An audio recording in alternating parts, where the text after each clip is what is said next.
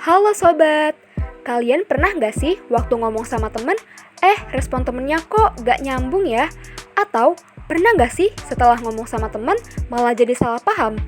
Itu bisa jadi karena ada masalah yang menghambat keefektifan komunikasi kalian.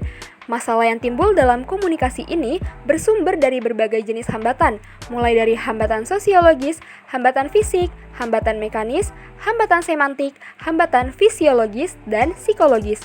Berbagai hambatan ini bisa mengakibatkan pesan dalam komunikasi menjadi tidak tersampaikan secara tuntas loh. Pada video kali ini kita akan membahas bagaimana sih cara mengatasi hambatan-hambatan dalam komunikasi.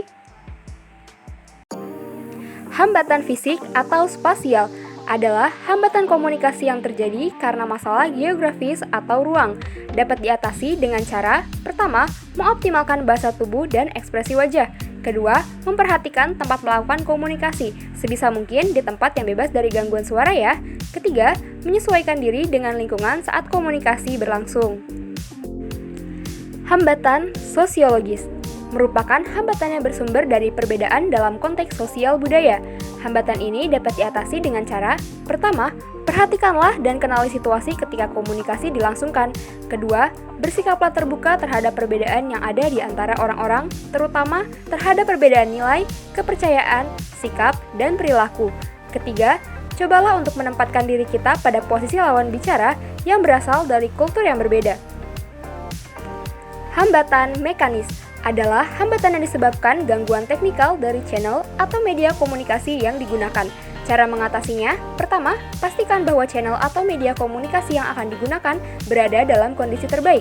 Kedua, melakukan pengecekan dan pembaharuan alat atau media komunikasi yang akan digunakan. Dan ketiga, meningkatkan keterampilan serta pengetahuan seputar alat atau media komunikasi. Hambatan semantik. Hambatan ini menyangkut bahasa yang digunakan komunikator sebagai alat untuk menyalurkan pesan kepada komunikan. Cara mengatasinya, pertama, komunikator harus mengucapkan pernyataan dengan jelas, tegas, dan tidak terburu-buru. Kedua, memilih kata-kata yang tidak menimbulkan persepsi yang salah dan disusun dengan kalimat yang logis. Hambatan psikologis adalah persepsi yang salah terhadap lawan komunikasi, bisa dalam bentuk prasangka, labeling, stereotype, dan sebagainya.